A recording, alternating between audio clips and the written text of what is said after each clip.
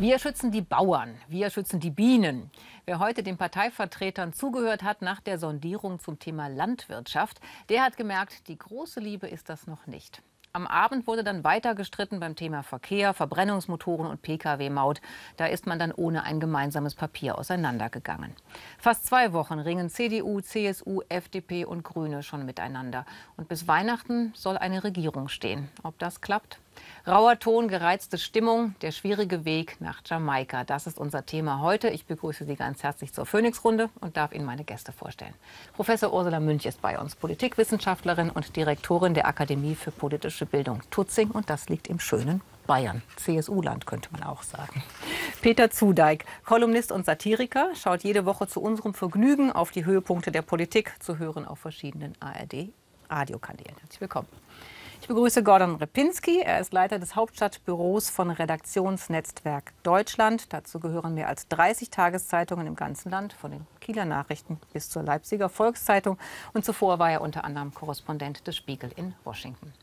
Und Anja Meier ist bei uns, Parlamentskorrespondentin der taz. Und sie berichtet vor allem über die Union und die Kanzlerin und natürlich auch von diesen Sondierungsgesprächen. Die guckt sie sich auch genau an. Herr Zudeik, solche Zeiten sind ja eigentlich besonders schön für Satiriker. Wenn es in der Politik nicht so viel zu lachen gibt, gibt es ein bisschen mehr vielleicht für die Beobachter. Worüber konnten Sie sich bisher so am meisten amüsieren? Über die gute Stimmung und die großartige Atmosphäre, die bei diesen Sondierungsgesprächen herrscht. Die kommen ja da immer alle raus und erzählen, dass sie sich amüsiert haben wie Bolle. Und wenn es dann an die Sachen geht, dann stellt man plötzlich fest, ui, da hat es aber wohl gekracht. Und wenn man ein bisschen nachbohrt, ja, es hat gekracht, es hat gekracht. In den Papieren stehen Dinge wie wir wollen, wir möchten und keine Einzelheiten und kein gar nichts. Also ich finde das relativ amüsant. Der Unterhaltungswert von Politik zeigt sich hier nochmal aufs Allerfeinste. Also heute Abend ging sie ja auch auseinander und hatte sich eben nicht geeinigt auf ein Papier. Herr Repinski, der Ministerpräsident aus Baden-Württemberg, der Grüne, hat gesagt, das dauert eben alles. Das ist so, als müssten Sie jemanden heiraten, den Sie sich nicht ausgesucht haben. Wird das eine Vernunftehe, eine Liebesheirat oder ist es eigentlich Quatsch, in solchen Bildern zu reden? Naja, wenn wir in den Bildern reden, dann würde ich sagen, vielleicht am ehesten eine Vernunftehe. Es ist ja so, dass die Partner, die Parteien, die da miteinander verhandeln, sich tatsächlich mindestens die vergangenen Jahre, wenn nicht ihr gesamtes Parteileben eigentlich bekämpft haben und versucht haben, zu besiegen und gegenseitig klein zu machen. Und diese Parteien müssen jetzt quasi einen langen Weg gehen, einen langen kulturellen Weg gehen, um zueinander zu finden. Und das merkt man diesen Parteien natürlich in den Sondierungen an. Also diese Kämpfe, die da geführt werden miteinander, das ist wirklich eine emotionale Barriere. Das spürt man. Trotzdem würde ich sagen, nach 2 Wochen Sondierungen verliert man langsam das Verständnis dafür, warum man quasi so ritualisiert auch den Partner angreift, mit dem man ja auch zusammen regieren muss. Und man fragt sich manchmal, ob eigentlich diese Parteien, die da verhandeln oder sondieren, verstanden haben, was auch der Auftrag dieser Bundestagswahl war, nämlich tatsächlich sich zusammenzutun als quasi etablierte Parteien und zu zeigen, dass man eine Partei wie die AfD eigentlich nicht braucht. Und das fehlt mir tatsächlich im Moment in diesem Stand der Sondierung noch sehr. Also man hört schöne Stimmung auf dem Balkon sozusagen und Rituale, Frau Münch. Wie würden Sie jetzt diese 2 Wochen beurteilen und bewerten? Hat man den Eindruck, die schaffen das da miteinander? Oder ist es so, wie Christian Lindner von der FDP sagt, also 50-50 gibt er der? Ja, ein bisschen optimistischer wäre ich schon. Also mein Motto ist immer 70-30. Aber natürlich, da gibt es eine ziemlich große 70 fürs Gelingen. Aber im Grunde ist es natürlich auch eine gewisse Hoffnung. Also es gehört ja zum Verhandeln, gehört natürlich ja schon dazu, dass man es auch mühsam gestaltet, dass man die Erwartungen auch hochschraubt, um ja auch den Leuten, vor denen man dann bestehen muss, also die eigene Partei, die eigenen Delegierten.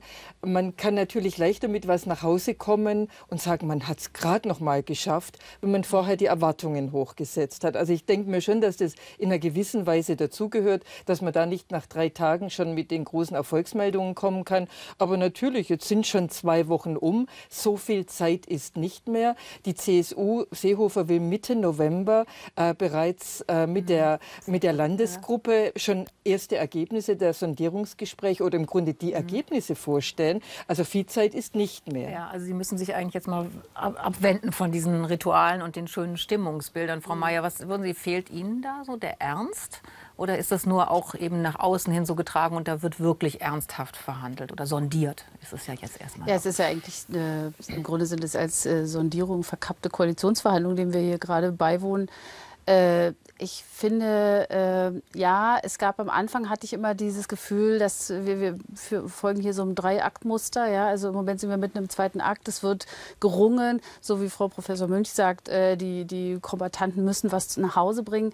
Jetzt langsam wird es, so auch wenn man die Papiere liest, die ja schön regelmäßig rausgetwittert werden, in so eine Art Nebensondierungsgesprächen fast, da merkt man, wie fast belanglos das ist. Also es sind im Grunde nicht mehr als Absichtserklärungen und das ist nicht die Aufgabe. Also es gibt ein Votum der Wähler, das ist entweder eine große Koalition oder Jamaika und da kippt es jetzt langsam in so eine...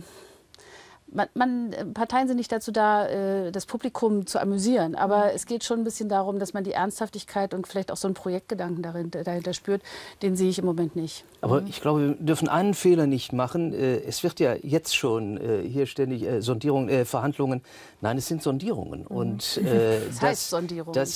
Ja, Sie haben natürlich recht, dass es Verhandlungen eingekleidet in Sondierungen sind. Aber wenn es Sondierungen sind, dann gibt es zum Beispiel keine Möglichkeit, dass die CSU auf einem Parteitag, die Grünen im Übrigen auch, am 25. November über Ergebnisse reden. Das einzige Ergebnis, das Sondierungen haben können, ist, ja, wir verhandeln miteinander, sonst nichts. Da geht es nicht um Einzelheiten, sondern da geht es um die grobe Linie. Also können wir miteinander ernsthaft über eine Koalition verhandeln oder hat es gar keinen Sinn, überhaupt in Verhandlungen einzutreten? Das ist der Sinn von Sondierungen. Und die Parteien setzen sich selber unter Druck mit diesen Terminen, auch mit den Erwartungen, wie eben schon gesagt worden ist. Das ist alles dummes Zeug. Entweder Sondierungen, dann rede ich darüber, ob ich miteinander reden kann oder nicht. Aber macht es denn Sinn, wenn es dann Papiere gibt, 3 Seiten lang und ziemlich allgemein formuliert und dahinter steht dann, über alle diese Punkte besteht kein Konsens. Also macht das denn Sinn? Und über Finanzierung, über Geld hat man ja auch noch gar nicht gesprochen, Herr Pinski. Macht das Sinn so? Naja, wenn wir uns die Chronologie dieser Sondierung angucken, dann ist man ja jetzt am Ende einer Runde mit dem heutigen Tag, wo man über alle Themen einmal geredet hat. Das heißt, man hat sich bewusst gemacht, so, da liegen jetzt unsere Differenzen und ab der nächsten Woche, ab morgen im Grunde genommen schon, aber ab der nächsten Woche dann richtig, müssen diese Probleme Stück für Stück gelöst werden. Das heißt auch, man muss sich aus dieser großen 24er-Runde oder mittelgroßen 24er-Runde in kleinere Gruppen begeben. Man muss dann Lösungen tatsächlich suchen. Und ich glaube auch, dass innerhalb der Parteispitzen und innerhalb der Verhandlungsführer verstanden wurde, dass es jetzt langsam reicht mit den Differenzen und dass man sich auch langsam annähern muss, weil sonst wird es unglaubwürdig. Und dann sind wir ganz schnell in einer Wildsau-Gurkentruppe-Situation, wie es unter Schwarz-Gelb so war, wie sich, so gegenseitig CSU und FDP gegenseitig beschimpft haben. Und dann kommt man auch nicht mehr zurück in eine Situation, wo man wirklich gut und vertrauensvoll miteinander arbeiten kann. Also das sollten die Parteien nicht unterschätzen. Aber ich wäre da mal verhalten optimistisch, dass es ab der nächsten Woche tatsächlich konstruktiver und schneller geht. Ist nicht vielleicht ein Problem auch, dass man jetzt eben noch nicht so genau konkrete gemeinsame Ziele hat oder Inhalte, dass man eigentlich nicht weiß, auf welche größere gemeinsame Idee man sich einigen muss, Frau Münch? Also das, was ja viele Bürger auch beklagt haben, dass ihnen ja eine Vision fürs Land fehlt? Gut, das liegt jetzt natürlich aber auch an der ganzen Inszenierung oder an dem ganzen Vorgehen. Wenn man natürlich im Grunde verschiedene Themen hintereinander abhandelt, dann verfestigt man sich gleich, kümmert sich um diese Themen, stellt fest, man kommt zusammen oder man kommt nicht zusammen. Aber dieses Überwölbende, die Frage ist es ja immer, ob es das überhaupt geben kann. Ich könnte mir schon vorstellen, da gäbe es das eine oder andere Thema, wo man tatsächlich was gemeinsam, was Größeres angeht. Aber dadurch dieses stückweise und tageweise Abarbeiten verhindert das natürlich ein bisschen. Aber was wäre das Ihrer Meinung nach? Was wäre ein guter Überbau? Ein thematischer Überbau. Naja, es gibt sicherlich unterschiedliche. Ich könnte mir vorstellen, dass es ganz sinnvoll wäre, sich zum Beispiel das Thema Fluchtursachenbekämpfung als ein großes Thema zu wählen, weil man mit diesem Thema Fluchtursachenbekämpfung eigentlich allen Parteien gerecht würde. Man könnte von der Klimapolitik über den Welthandel könnte man ganz viele Themen angehen und sagen, das ist unser Ziel. Die CSU und die CDU könnten sagen, wir machen die Fluchtursachenbekämpfung mit dem Ziel, weniger Flüchtlinge zu bekommen. Die Grünen könnten sagen, wir machen die Fluchtursachenbekämpfung. Wir haben endlich einen konkreten Anlass, die Klimapolitik nicht nur aus deutschen Sichtweise anzugehen. Also meines Erachtens wäre das ein Thema, wo man sich tatsächlich drunter vereinigen könnte und wo jeder im Grunde auch so ein bisschen seine eigene Anhängerschaft auch bedienen könnte und deutlich machen könnte, da gibt es etwas. Es vereint uns nicht unbedingt im Detail, aber das Gesamtziel vereint uns. Aber wäre das nicht zu kurz gesprungen von mir? Wäre das so eine Vision, wo man sagen könnte, da könnten sich die meisten Bürger, könnten die was mit anfangen? Ich glaube, man kann es so kommunizieren, dass die Bürgerinnen und Bürger damit was anfangen können. Also was Frau Professor Münch jetzt Fluchtursachenbekämpfung nennt, würde ich zum Beispiel als Europathema auch nennen. Ganz also wichtig, das wäre dann europäische Außenpolitik und Entwicklungshilfepolitik zum Beispiel. Und das kann, also man hat es in Frankreich gesehen, Europa ist ein wichtiges Thema, was die Leute auch tatsächlich mitreißen kann. Man muss es irgendwie auch wirklich gut kommunizieren. Ich muss in den letzten Tagen immer an diesen FDP-Wahlwerbe, diesen Claim, denken wir neu, ja. Und darauf warte ich jetzt gerade. Ja.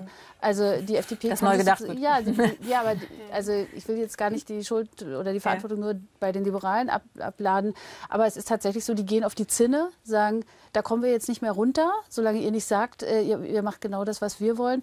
Aber von diesem Wahlversprechen, das sie gegeben haben und wofür sie auch gewählt worden sind, spüre ich zurzeit gar nichts. Also um nochmal auf das Thema mit den Fluchtursachen, da könnte man zum Beispiel den Sinn der Europäischen Union deutlich machen. Ohne Europäische Union können wir nicht Fluchtursachen bekämpfen. Spielt im Wahlkampf aber keine große Rolle. Naja, aber ich meine, wir sind jetzt nicht mehr in Wahlkampfzeiten. Jetzt müssen wir endlich mal konkrete Politik machen. Ja. Aber das wäre natürlich ein ganz, ganz dickes Brett und das ist ein hochintellektueller Ansatz. Ich frage mich, ob das wirklich so gut zu kommunizieren ist. Ich fände das toll. Man könnte es für die jeweilige Gruppe anders benennen, also aber man das hätte ganz großartig. das gesamte Thema. Überlegen Sie, was da alles, eine radikale Änderung der Entwicklungspolitik, eine radikale Änderung der Außenpolitik, nicht nur der deutschen, sondern der europäischen Außenpolitik, Waffenexporte, radikale Änderung. Was Sie da alles, Außenwirtschaftspolitik, nicht nach Afrika gehen und sagen, oh, hier müssen wieder deutsche Firmen angesiedelt werden. Das ist nämlich Frau Merkels Fluchtursachenpolitik. Das ist lächerlich. Sondern ganz im Gegenteil. Afrika nicht nur als Rohstofflieferanten und Abnehmer von Fertigprodukten verstehen. Radikale Änderung von 5 Politikfeldern. Das ist eine dolle Nummer. Ob das so zu kommunizieren ist, weiß ich nicht. Ich würde mich gerne daran beteiligen, aber auf mich hört ja wieder. Herr Repinski, das Redaktionsnetzwerk Deutschland bedient ganz viele Regionalzeitungen. Was bekommen Sie da gespiegelt? Also welche Themen sind für die Bürger eigentlich dann wichtig? Und haben Sie das Gefühl, dass das, was da jetzt sondiert wird, dass das dazu passt? Wir haben eine ganz gute Referenz, nämlich im Sommer haben wir immer ganz viele Leser zu verschiedenen Veranstaltungen eingeladen. Und das war zwar noch eine Wahlkampfsituation, aber eine Sache haben wir da gelernt, nämlich, dass die Klischee-Themen und die ideologiegetriebenen Themen, nämlich zum Beispiel gerade Flüchtlinge und Migrationspolitik, die Leser natürlich auch interessiert. Aber die Leser interessiert auch Gesundheitspolitik. Wie geht es der Schule um die Ecke? Wie geht es meiner Universität? Was ist mit der Beitragsbemessungsgrenze? Themen, über die zum Beispiel überhaupt nicht geredet wurde im Wahlkampf. Und deswegen würde ich bei aller Sympathie für die Idee, internationale Themen als einen Deckel zu finden für diese Koalition, doch sagen, eigentlich liegt die Lösung viel näher. Das sind 3 Fraktionen, 4 Parteien, eigentlich der Mitte. Das sind eigentlich auch Parteien, die im Kern bürgerlich sind, die zueinander finden können und die eigentlich zum Beispiel beim Bildungsthema am Montag ja auch bewiesen haben, dass man eine Einigung finden können. Und diese Parteien sondieren und koalieren möglicherweise dann ja auch in einer Zeit, in der es dem Land enorm gut geht. Natürlich gibt es Herausforderungen, aber wir haben ausgeglichene Haushalte, sogar einen Überschuss. Es gibt Geld zu verteilen, es gibt keine großen Einschnitte. Das heißt, man kann sich eigentlich im Land mit etwas wie Bildung, ein Thema suchen, Digitalisierung wurde oft genannt, mit dem man auch eine Überschrift über dieses Projekt findet. Der Kanzleramtsminister und jetzige ja auch geschäftsführende Finanzminister Peter Altmaier hat ein ganz schönes Wort gefunden, nämlich die Koalition der Nachhaltigkeit. Das mag ein bisschen klischeehaft sein auf den ersten Blick, aber ich finde das eigentlich gar keine schlechte Idee. Und vielleicht könnte man sich da mal so ein bisschen dran langhangeln und weiter überlegen, was so ein Titel dann sein kann. Aber da könnte man auch sagen, es ist so ein allgemeiner Begriff, das ist dann auch, da kann man dann auch... Ja, andererseits, Koalitionsverträge sind allgemein. Wenn man sich die Titel der vergangenen Jahre anguckt, das ist kein Tiefgang, das ist einfach etwas, an dem man sich festhalten kann. Aber es ist ja die Frage, wenn man jetzt dieses Motto neu denken macht, was ja alle Parteien haben ja schon diesen Anspruch, da muss sich irgendwie was ändern in dieser Digitalisierung. Es ist eine starke Zeitenwende und das spiegelt sich ja eigentlich im Moment noch nicht wieder, Frau Münch. Wie würden Sie sagen, woran liegt das, dass das nicht so funktioniert? Ist es dann, weil man Angst hat, dass man die Basis nicht gut bedient zu Hause? Wie ist das denn? Wie wird in Bayern auf diese Koalitionsverhandlungen geguckt? Also das spielt natürlich, im Grunde ist das ja auch die Hauptrolle. Und ich glaube, das erklärt auch, warum alle so ein bisschen auch gefangen sind. Also wir haben so diese Konstellation, die CSU gegen die Grünen in ganz vielen Themen oder doch in einigen sehr wichtigen Themen. Und das hat natürlich mit der Frage zu tun, die Grünen müssen sich einem Delegiertenversammlung stellen, müssen sich den jungen Grünen stellen. Und die CSU hat nächstes Jahr eine Landtagswahl und im Grunde hängt aus der Perspektive der CSU von dieser Landtagswahl alles ab. Also noch viel mehr als jetzt diese Bundesregierung und die Frage Beteiligung an der Bundesregierung ja oder nein. Für die CSU geht es in erster Linie um diese Landtagswahl. Und die Wahrnehmung ist jedes Zugeständnis, das man zum Beispiel mit Blick auf Integration oder Flüchtlingspolitik, jedes Zugeständnis, das man in dieser möglichen Jamaika-Koalition vor allem auch den Grünen macht, fällt einem nachher womöglich unheimlich und zwar schmerzhaft auf die Füße bei der Landtagswahl und im Grunde eigentlich schon vorher. Es wird Seehofer schon vorher auf die Füße fallen. Womöglich. Also geht es doch, Herr Zudeck, um den Machterhalt eher als um das Wohl des Landes in diesem Fall? Es geht bei Parteien immer zuallererst um Machterwerb und Machterhalt. Das ist aber noch nichts Schlimmes. Das ist nichts Schlimmes, aber ist nur eine Tatsache. Das ist so. Und das mit dem Wohl des Landes, ja, natürlich, das trägt jeder wie ein Transparent vor sich her.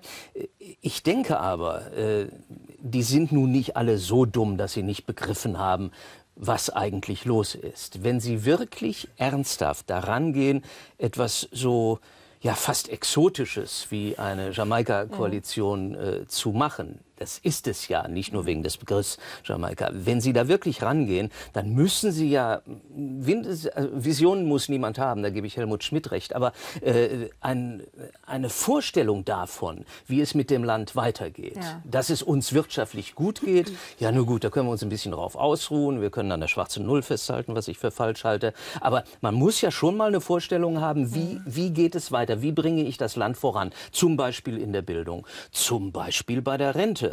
Und plötzlich davon reden, dass die Rente mit 63 wieder abgeschafft werden muss oder jetzt wieder sich zerzanken um eine Weiterführung oder Draufsattelung der Mütterrente.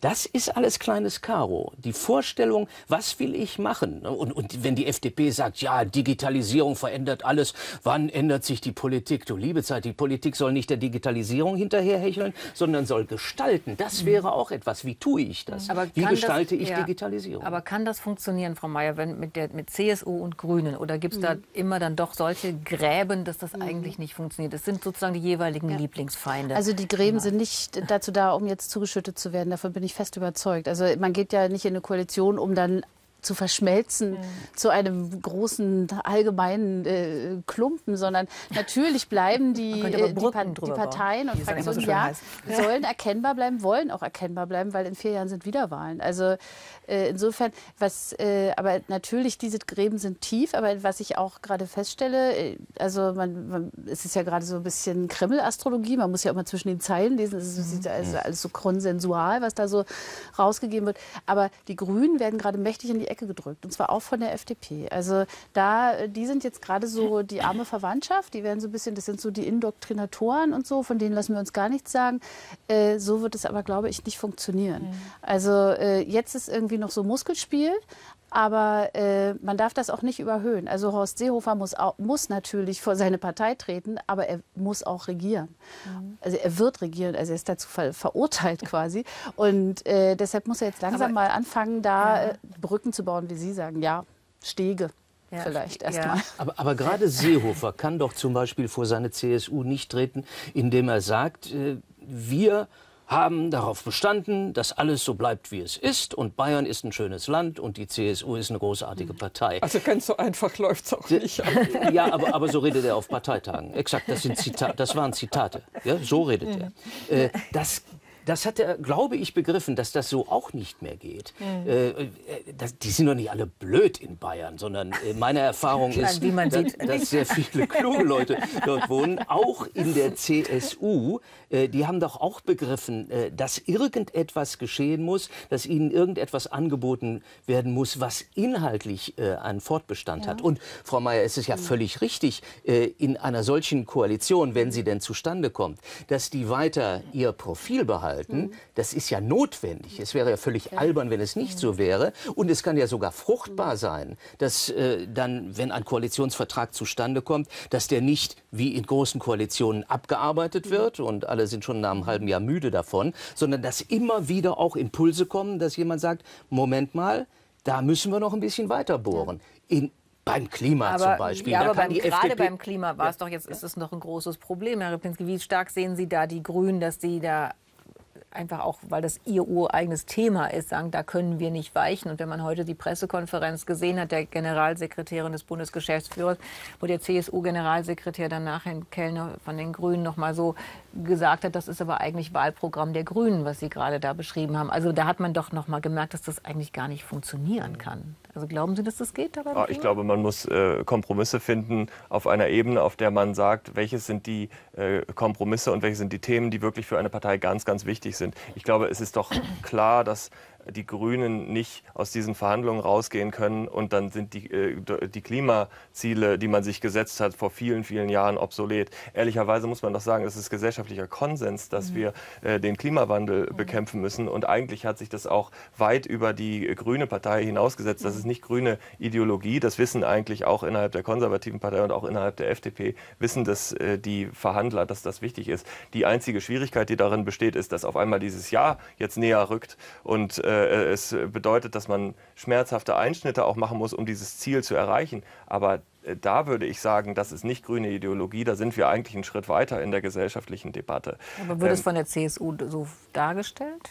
Das ist grüne Ideologie? Nein, weil es ist natürlich, wird über alles hart verhandelt, das ist klar. Aber ich würde auf der anderen Seite sagen, das Migrationsthema ist nun mal ein Thema, das ist der CSU sehr, sehr wichtig. Und wenn es da zum Beispiel um die Frage von Familiennachzug geht, dann werden sich die Grünen am Ende bewegen müssen. Aber eigentlich sind die Parteien so weit nicht auseinander. Denn zum Beispiel auch bei diesem ganz strittigen Thema Migration ist doch eigentlich Konsens, dass man darauf achten muss, dass zum Beispiel die Zuwanderung in Europa, in Deutschland einigermaßen gesteuert abläuft. Es geht dann am Ende noch um einige Fragen, aber das ist aus meiner Sicht lösbar.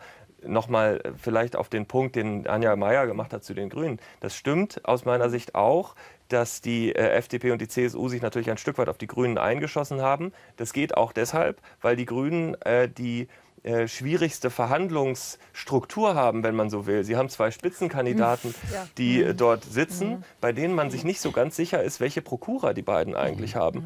Denn Katrin Göring-Eckardt und Cem Özdemir waren schon im Wahlkampf eigentlich halbwegs angeschlagen, sind jetzt auch noch mal geschwächt dann, also mit einem akzeptablen Ergebnis, aber teilweise dann doch geschwächt in die Verhandlungen gegangen. Und zwar auch, weil da zum Beispiel dann so eine Figur wie Jürgen Trittin auf einmal noch in den Verhandlungen auftritt und sowas wie irgendwie der schwarze Magier im Hintergrund ist, der in Wahrheit viel wichtiger ist, obwohl er eigentlich nur ein einfacher Abgeordneter bisher gewesen ist. Und trotzdem sitzt er mit Angela Merkel, mit der Bundeskanzlerin hinten im Bundestag und scheint zu verhandeln. Ne? Ja. Aber dass der so wichtig ist, das sind doch die Spin-Doktoren um ihn herum, die das propagieren. Das muss man, glaube ich, nicht so ernst nehmen. Ich glaube, er ist selber der Spin-Doktor, sein eigener Spin-Doktor. Wir reden jetzt von Trittin. Aber dann bleiben wir doch mal bei den handelnden Personen. Schauen wir doch auch mal auf die Kanzlerin. Wir haben über die CDU eigentlich noch gar nicht gesprochen, Frau Münch. Welche Sie ist ja bisher noch ziemlich zurückhaltend. Es gab einen Abend in der bayerischen Landesvertretung, wo mal, glaube ich, alle zusammengerufen werden sollten und wo dann ein bisschen Ordnung wieder geschaffen wurde. Wie sehen Sie die CDU und Angela Merkel in diesen Sondierungen? Also sie hält sich nun tatsächlich ganz offensichtlich sehr zurück. Man sieht sie gelegentlich auf dem Balkon, man hört relativ wenig. Meines Erachtens hat natürlich die CDU im Grunde ja so eine ganz, also erstens ist sie natürlich die stärkste Kraft, aber das spielt jetzt bei den Verhandlungen vielleicht gar nicht die Rolle. Aber im Grunde hat doch die Union ist ja im Grunde am flexibelsten. Das zeichnet die Union immer schon aus, dass sie ja programmatisch viel weniger festgelegt ist. Sie ist nicht so festgelegt wie die Grünen. Sie ist weniger festgelegt, als die FDP es inzwischen ist. Sie ist nicht so festgelegt, wie es die CSU ist. Also man könnte jetzt auch sagen, sie steht für nichts. Naja, also ich würde es positiver sagen. Die Union war immer auch ein Sammelbecken für verschiedene Positionen. Aber in der Rolle jetzt natürlich, erstens kommt ihr natürlich der Kanzlerin und CDU-Chefin natürlich eine gewisse Verhandlungsführung zu, aber ihr kommt ja doch auch noch was anderes zu. Im Grunde, es kann ja bei dieser potenziellen Jamaika-Koalition, kann es ja jetzt nicht nur darum gehen, die Interessen der Koalitionäre und deren Wählerschaft zu bedienen. Man muss ja auch immer dran denken, wir müssen auch Politik für das gesamte Volk machen. Also muss man gelegentlich doch auch mal einen Blick auf die Anhängerschaft der Oppositionsparteien werfen. Und dann stellt man fest, bei aller dann doch wieder Heterogenität, aber da bündelt sich ja das eine oder andere. Wir haben Sozialdemokraten-Anhänger, wir haben AfD und wir haben linke Partei. Und die haben gewisse Ähnlichkeiten. Da ist ein gewisser Verdruss, da ist eine gewisse Wunsch nach einer stärkeren Sozialpolitik.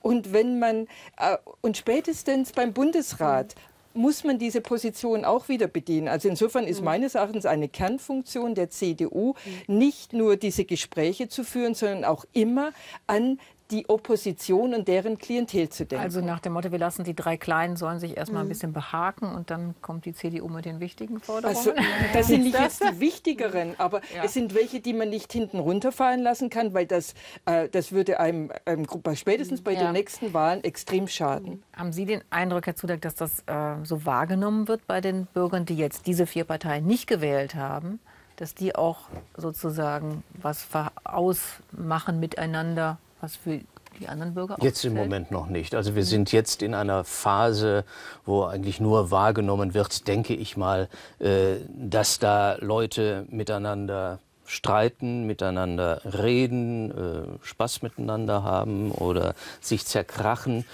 Ich glaube nicht. Es ist ja auch noch nicht so weit. Ich meine, Frau Merkel spielt ja eine Rolle, die sie von Helmut Kohl gelernt hat. Nämlich, ich warte erst mal ab, ich gucke mal, was da läuft. Und dann sehe ich, wohin es läuft und setze mich an die Spitze der Bewegung. Das war immer ihre Rolle und das macht sie ganz geschickt. Vor allen Dingen, was sie besonders geschickt macht jetzt in diesem speziellen Fall, sie tritt nicht vorne an die Rampe, sondern spielt die Rolle derjenigen, die, wenn es mal ein bisschen eng wird, regelt sie das und ganz am Schluss kehrt sie alles zusammen, was vernünftig ist und verkauft es als ihr eigenes Produkt. Das ist Angela Merkel, das ist ihre Politik.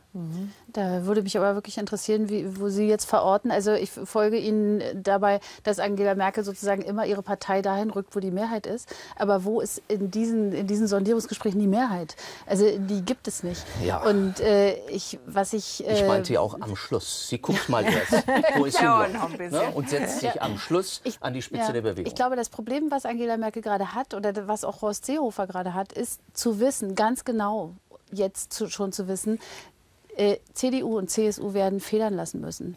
Die müssen jetzt mit 2 statt einem Koalitionspartner ein Bündnis schmieden und die werden Ministerien abgeben müssen, Macht, Kompetenz abgeben müssen. Sie werden zwar als stärkster Partner vom Platz oder nicht vom Platz, sondern dann tatsächlich einlaufen ins Ziel. Aber sie werden trotzdem in ihren Kompetenzen geschwächt sein. Und ich glaube, daraus ergibt sich ein großes Schweigen auch von Angela Merkel gerade, dass die quasi das sichtet. Dass die irgendwie guckt, wo sind unsere Flanken, was ist jetzt überhaupt noch möglich, wo komme ich um die nicht mehr drum rum. Und das ist, glaube ich, das ist meine Mutmaßung im Moment, dass sie da, klar, ich meine, sie hat die richtigen Kompetenz und sie wird am Ende nicht nur Türen oder Fenster aufmachen in der parlamentarischen Gesellschaft, sondern sie wird Entscheidungen treffen. Aber ihre Fraktion wird geschwächt einlaufen. Das ist schon welche jetzt Rolle klar. spielt das, Herr Repinski, dass jetzt ja, die CDU auf jeden Fall geschwächt ist, dass es ja interne Diskussionen gibt? Also man merkt, da sind Leute wie Jens Spahn, der doch immer wieder irgendwo den Finger in die Wunde legt. Also da ist ja Unruhe. Welche Rolle spielt das? Oder ist es dann letztendlich so, dass Angela Merkel das alles wieder doch hinkriegt? Und so? Naja, man muss ja mal eins sagen, wenn diese Jamaika-Sondierungen oder Koalitionsverhandlungen platzen, dann ist die größte Verliererin wäre Angela Merkel. Sie wäre die im Grunde genommen als Erste den Platz räumen müsste im Fall einer Neuwahl, höchstwahrscheinlich zumindest. Das heißt, Angela Merkel hat eigentlich das allergrößte Interesse von allen Beteiligten, dass diese Verhandlungen an ein erfolgreiches Ende geführt werden. Und da nun ein paar unsichere Kantonisten mit in den Verhandlungen sitzen, übernimmt sie die Rolle, die ihr am meisten liegt, nämlich die der Moderatorin. Und ehrlicherweise muss man doch sagen, wenn es auch noch eine Verhandlungsführerin der stärksten Partei gäbe, die auch noch das alles verkomplizieren würde weiter, das würden wir uns doch auch nicht wünschen. Also insofern, ich glaube, das ist hochrational, was sie macht, das ist hochvernünftig. Sie muss nur sehen, dass am Ende diese Koalitionsverhandlungen erfolgreich zu Ende geführt werden, weil dann ist für sie die Herausforderung auch nur mit Teil 1 abgeschlossen, weil dann muss sie natürlich immer noch, ist sie in ihrer innerparteilichen Debatte sofort wieder drin, wie geht es mit ihr weiter, wer ist der oder die mögliche Nachfolgerin. Also insofern, aber diesen ersten Schritt, den muss sie erst mal schaffen und deswegen ist es, glaube ich, rational, was sie da gerade macht. Frau Münch, welche Rolle spielt es im Hinterkopf eventuell bei den Sondierern, dass die AfD eben jetzt so stark im Bundestag ist und dass man ja auch mit dieser Partei umgehen muss? Welche Rolle spielt das? Also das ist der Punkt, den ich vorher angesprochen habe. Also meines Erachtens muss das gerade auch eine CDU-Vorsitzende im Kopf haben und natürlich muss man jetzt zunächst mal schauen, dass diese Sondierungen erfolgreich sind und dann in eine Koalition münden. Das ist schon klar. Aber man kann nicht nur, also wenn man sich anschaut, woher kommen die Jamaika-Koalitionäre, die potenziellen? Es sind westdeutsche Parteien. Die sind im Osten nicht so gut wie nicht vertreten. Also wenn man jetzt eine reine Jamaika-Koalition mit Urgrünen und Ur-FDP-Politik betreiben würde und CSU-Politik, dann wird der Osten der Republik abgehängt. Und dann hat man das nächste, eine noch höhere AfD-Zulauf. Und deshalb muss sie da rechtzeitig dran denken. Und ich meine, so wird man da schon drauf achten. Also jetzt Frau Merkel kommt ja nun mal aus dem Osten. Aber das ist allein aber auch schon alles. nützt noch nichts. Aber wird ja im Grunde für sie eher zum Problem. Also weil ihr im Grunde das ja auch noch zum Teil sogar noch vorgehalten wird von den eigenen Landsleuten, den im unmittelbaren Umfeld. Aber meines Erachtens ist das der ganz wichtige Punkt, im Grunde jetzt nicht nur die westdeutsche Mittelklassenpolitik zu betreiben, die westliche, sondern eben einen etwas größeren Blick auch auf die strukturschwachen Gegenden. Und da sind doch im Grunde auch, das war ja ganz interessant, eigentlich so einer der wenigen Punkte, wo man sich ja mal einig war zwischen den potenziellen Koalitionären, dass man gesagt hat, also diese Lektion haben wir schon mal verstanden, dass wir Strukturpolitik betreiben müssen. Frau Mayer, Sie sind ja Ostberlinerin. Ja. Wie sehen Sie es? Ist es eine westdeutsche Koalition dann doch letztendlich immer noch, wenn sie zustande käme, wäre es eine? Also das ist eine interessante Analyse, habe ich noch nie drüber nachgedacht, aber eigentlich, ich kann Ihnen da erstmal folgen, ja, sehe ich auch so.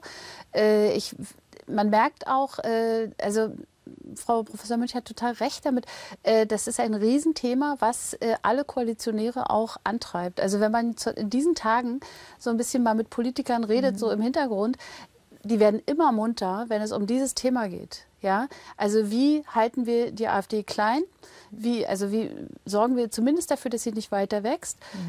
Und also die berühmte Gleichwertigkeit der Lebensverhältnisse, das ist das Konsensprojekt.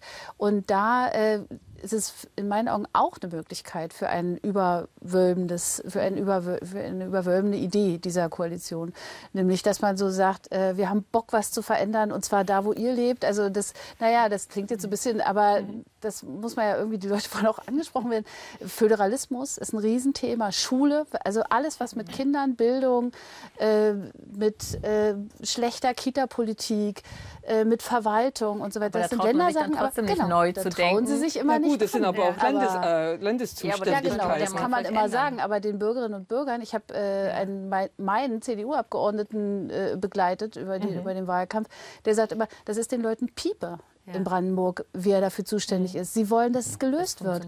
Und dafür sind sie zur Wahl gegangen am 24. September. Und da merkt man immer mit Bundespolitikern, wenn man mit denen in diesen Tagen redet, da werden die ganz munter. Das haben, glaube ich, alle begriffen. Herr Zudek, wie sehen Sie es? Welche Rolle spielt, also sitzt die AfD da irgendwie auch mit an diesem Sondierungstisch? Ja, das tut sie. Und da kommen noch ein paar andere Sachen hinzu. Da kommen prekäre Arbeitsverhältnisse dazu. Da kommen schlechte Löhne dazu. Da kommt unbezahlbare Wohnungen dazu. Da kommen schlechte Renten dazu. Es ist ja nun nicht so, manche tun ja so, als sei die AfD lediglich mit dem Flüchtlingsthema besetzt. Das kommt ja, die Unruhe und die Unzufriedenheit kommt ja woanders her und wird dann unter anderem projiziert auf das Flüchtlingsthema. Natürlich spielt das selber auch eine Rolle, aber alle diese Dinge, sprich Sozialpolitik, wird eine ungeheuer große Rolle spielen. Beim Wohnungsbau haben Sie es ja schon begriffen. Bei der Stärkung der finanziellen Stärkung der Kommunen haben Sie es begriffen. Bei der Bildung, ja, da werden Sie noch ein bisschen Probleme mit den Ländern kriegen, denn das Kooperationsverbot da darf man nicht kriegen wir so übersehen. nicht vom Die Tisch, CSU ist mit beteiligt. Es wird keinerlei Eingriffe in die Bildungspolitik geben. Also das wird es nicht stattfinden. Und wir können nicht einerseits über strukturschwache Gegenden sprechen und sagen, dass wir die stärken müssen und gleichzeitig eine Zentralisierung vorantreiben. Also das passt auch nicht zusammen. Ja, das muss ja keine und spätestens Autonomiebewegungen in Europa zeigen uns, dass wir in Sachen Föderalismus schon auf dem richtigen Weg sind. Aber dann muss man den auch mit Leben füllen und kann nicht den Ländern auch noch die Schulpolitik wegnehmen. Also das wird mit der CSU nicht stattfinden. Also insofern, da muss man dann schon sich auf die richtigen Politikfelder verlegen. Ja, es geht ja nicht darum, ihnen die Schulpolitik wegzunehmen. Da gibt es ja nun schon andere und vernünftige Modelle, also Kooperationen, wirklich Kooperationen, nicht Bestimmung, nicht Zentralregierung, nicht Paris gleich Berlin. Wer Zahl schafft an, Sie kennen es. Ich weiß das, aber vielleicht gibt es ja auch mal vernünftige Lösungen, nicht nur die eine. Was passiert denn, wenn es doch scheitert? Sie alle sind ja ziemlich positiv, aber oder sollte man da gar nicht drüber nachdenken? Doch, wir müssen natürlich drüber nachdenken. Wir haben natürlich alle auch schon mal drüber nachgedacht. Also eine Situation ist ja neu, nämlich die, dass man eben nicht genau weiß, was danach kommt. Und zwar egal, ob das jetzt scheitert oder ob das einfach 4 Jahre läuft und man dann noch nicht weiß, was danach kommt. Es gibt keine automatische Koalition, die quasi Schlange steht oder andere Kombination, die Schlange steht und sagt, ja, wir kommen jetzt als nächstes. Man kann sich schwer vorstellen, dass die SPD jetzt in schnellster Zeit zu einer Stärke erlangt, dass sie dann sofort wieder eine Regierung anführen könnte. Ich halte das auch nicht übrigens für ausgeschlossen, wenn man über die Jahre denkt. Aber es ist erstmal nicht so wahrscheinlich. Das heißt, wenn diese Koalition oder die Verhandlungen scheitern, dann steht man erstmal ein Stück weit vorm Nichts. Und ich halte es für ausgeschlossen, dass es eine große Koalition geben wird noch einmal. Da ist die SPD bombenfest aus meiner Sicht. Es würde tatsächlich Neuwahlen geben. Naja, so schnell gehen die aber auch noch nicht. Also ja, da gibt es auch noch die eine oder andere verfassungsrechtliche Vorkehrung. Absolut, aber wenn diese Regierung sich nicht bildet, dann wird es keine große Koalition sofort geben, die da die Lücke füllt, aus meiner Sicht. Und wenn es Neuwahlen geben würde, dann wüsste man natürlich auch nicht, wer davon eigentlich profitiert und wer daran wahrscheinlich dann noch mehr Prozente verliert. Was man sicher sagen kann, ist, die AfD würde noch mehr gewinnen und damit wird alles noch komplizierter. Ja, Frau Müller, vielleicht auch mal aus Sicht der Politikwissenschaftlerin, vielleicht erklären Sie es einfach mal, wie kann es eigentlich funktionieren und könnte auch eine Minderheitenregierung möglich sein? Also was ginge oder wie wäre der Ablauf eigentlich? Zunächst mal werden dann, also die Frage ist ja, wie käme man überhaupt zu Neuwahlen? Der nächste Schritt wird auf jeden Fall sein, die Wahl des Bundeskanzlers oder der Bundeskanzlerin. Die muss auf jeden Fall stattfinden. Und dann gibt es 2 Möglichkeiten. Entweder Bundeskanzlerin bekommt die absolute Mehrheit, dann ist alles klar, wird sie. Oder die Alternative ist, man kommt nicht zu einer Mehrheit, dann hat man zunächst mal die Wahl eines Minderheitenkanzlers. Das findet auf jeden Fall statt. Und dann kommt jemand zum Zug, von dem man eigentlich noch nie richtig gehört hat. Dann kommt nämlich die Entscheidungsgewalt des Bundespräsidenten. Dann muss der Bundespräsident entscheiden und das entscheidet er alleine, natürlich in Rücksprache mit den Parteien. Die Entscheidung wird dann sein, sehe ich eine Möglichkeit für eine Minderheitenregierung? Und er wägt es ab und muss es abwägen mit möglichen Neuwahlen und wird überlegen müssen, in Rücksprache mit den Parteien, was käme zustande, wenn womöglich Neuwahlen stattfinden. Wird die Situation noch schwieriger? dann wird er keine Neuwahlen anberaumen oder unter Umständen sich dann entscheiden für die Minderheitenvariante. Ich möchte noch mal eine Sache sagen. Ich würde es für überhaupt nicht tragbar halten, wenn wir in so eine Situation in Deutschland kommen würden mit den Mehrheitsverhältnissen, die wir im Parlament haben. Wir haben das erste Mal eine rechtspopulistische Partei in Fraktionsstärke im Parlament. Sie hat 12,6%. Es muss möglich sein, dass die restlichen Parteien miteinander eine Mehrheit bilden, eine Koalition bilden und dass man jetzt nicht in eine Situation kommt, in der man keine Regierung bilden kann. Deshalb sind wir ja alle relativ optimistisch, weil wir genau diese Auffassung ja auch haben. Aber das ist aber auch ein Geist der Verantwortung, den ich auch erwarte bei den Verhandlern, die dort sitzen, dass man das nicht auf die leichte Schulter nimmt und dass man damit spielt, ob nicht vielleicht so eine Situation doch dem einen oder anderen noch gut tun könnte. Das ist ein Auftrag, der bei der Bundestagswahl gegeben wurde und den müssen alle Parteien jetzt erfüllen. Ja, aber was ist denn dann, wenn Christian Lindner sagt, ja, er gibt irgendwie 50-50 Chance nur und dann ging er halt eben in die Opposition, nimmt er seine Verantwortung da nicht genug wahr? Ach ja, er will ja zitiert werden und er weiß genau, dass er mit sowas zitiert wird. So einfach ist das. Das ist ja ein schlauer Mann, der Lindner. Ich glaube, das, was Herr Risbenzi gesagt hat, ist richtig. Und ich bin sicher, dass die alle wissen, dass sie da eine Verantwortung haben und deshalb werden alle an entscheidenden Punkten zurückstecken müssen. Denn eins ist ja klar, wenn das schief geht, wenn es nicht zu Koalitionsverhandlungen kommt oder es kommt zu Koalitionsverhandlungen und dann bricht alles zusammen, dann weiß jede der beteiligten Parteien, dass man nicht mit dem Finger auf jemand anderen zeigen kann. Der war schuld. Der hat gekniffen. Oh, an dem ist das alles gescheitert. Tun, aber das wird die Öffentlichkeit nicht glauben. Sie wissen alle genau, dass Sie jeweils schuldig gesprochen werden von den Wählern. Genau. Jeder Einzelne, FDP, CSU, CDU. Aber weiß die Basis das auch? Also weiß zum Beispiel die Basis der Grünen auch, um was es da geht? Oder kann man wieder befürchten, dass sie bei bestimmten Punkten einfach sagen, nee, das ist uns nicht grün genug? Ich bin davon überzeugt, ja, beides ist richtig. Ja. Ich bin davon überzeugt, dass die grüne Basis das weiß. Ich bin auch überzeugt davon, dass sie rummehren wird. Das ist uns nicht genug. Das hängt nun wirklich vom Geschick der Verhandler ab, dass man sagt, also Beispiel Klimapolitik. Ne? Wir müssen den Kohleausstieg verhandeln. Ja? Anders geht Klimapolitik nicht. Jedenfalls nicht so, wie sie schon längst beschlossen ist. Und dann müssen sie sehen, dass sie eine Formel finden, einen Formelkompromiss, wie das so schön heißt, den die Basis annehmen kann. Aber das Problem ist natürlich, die Basis sind einzelne Personen, einzelne Mitglieder, die zu Hause womöglich eine Wahl treffen. Und wo es schwierig ist, also ich meine, das ist genau mit Wahlentscheidungen. Jeder für sich denkt einzeln, er trifft die rationale Entscheidung. Und in der Summe kommt dann nicht mal womöglich Jamaika raus. Wie sehen Sie es von meinem Ja, ich bin ehrlich gesagt, es geht nicht in dem Fall, also ich bin seit dem Mitgliederentscheid der SPD vor 4 Jahren eigentlich da ziemlich optimistisch in solchen Fragen. Da habe ich nämlich wirklich geglaubt, damit kommen die nicht durch, ja, mit dem Koalitionsvertrag. Sind sie aber haushoch, weil nämlich die Mitglieder sind, das sind ja nicht irgendwie Demagogen, die wollen, dass ihre Partei jetzt mitregiert. Also da gibt es vielleicht, es würde wahrscheinlich bei den Grünen nicht ganz so kommod ausgehen, aber ich war sehr überrascht und ehrlich gesagt angenehm überrascht, dass es da so einen Vernunftsfaktor gibt, einen massiven Vernunftsfaktor. Die Ministerposten kommen immer ganz zum Schluss, das ist auch klar, und die Ressortzuschneidungen. Aber welche Rolle spielen das? Also wäre das wichtig, ob wie das Finanzministerium besetzt wird, wie das Außenministerium, Innenministerium besetzt wird, Herr Rapinski? Ist das dann letztendlich wichtig oder wenn man so weit kommt, macht es eigentlich nicht mehr viel aus, wer dann welche? Nein, natürlich ist das also das Finanzministerium gerade ist eine absolut zentrale Frage. Das Finanzministerium ist das wichtigste Ministerium neben dem Kanzleramt.